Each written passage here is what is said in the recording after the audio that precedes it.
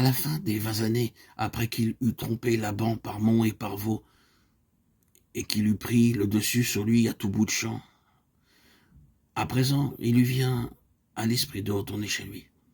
Jacob est prospère. Il a obtenu tout ce que son cœur désirait ardemment, y compris Rachel et Léa, une grande multitude de bétail et tout le reste.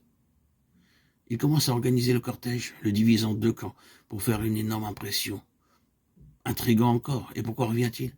Il sait que c'est la terre de l'alliance, et une alliance faite avec lui, de par le droit d'aînesse.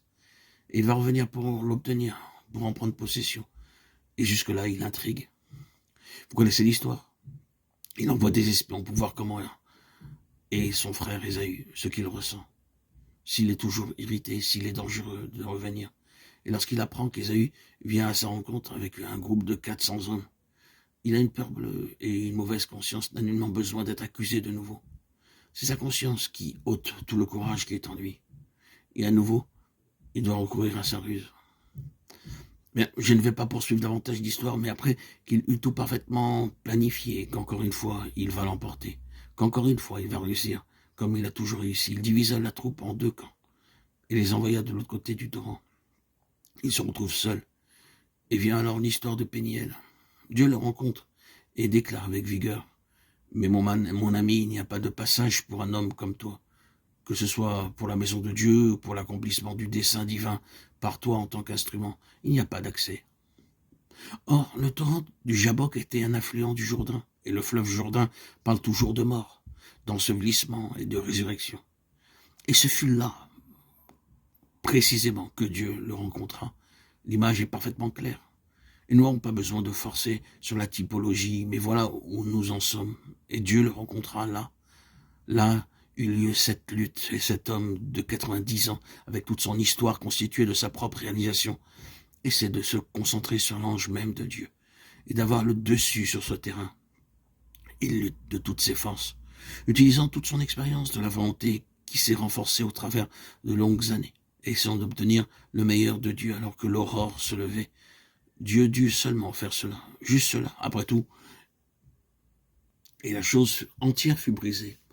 La totalité, 90 années, furent mutilées et boiteuses pour toujours par la suite. Le chemin obtenu étant plus Jacob, mais Israël. La leçon, chers bien-aimés, frères et sœurs en Christ, chers amis, est parfaitement claire, jaillissante de cet incident, de cette crise dans la vie de Jacob. La maison de Dieu est la personnification d'une grande déroute de l'homme naturel. C'est l'incarnation de la défaite de l'homme naturel. Vous ne connaîtrez jamais la signification de l'Église jusqu'à ce que vous reconnaissiez cela. Vous n'entrerez jamais réellement dans l'Église jusqu'à ce que vous voyez que Dieu a touché l'homme naturel au niveau de sa plus grande force, et qu'il a touché cette force jusqu'à l'impuissance, et que l'homme naturel est un homme paralysé pour toujours. La maison de Dieu est, dans ce sens, constituée d'invalides, et ce n'est pas une plaisanterie. C'est ce que cela signifie réellement.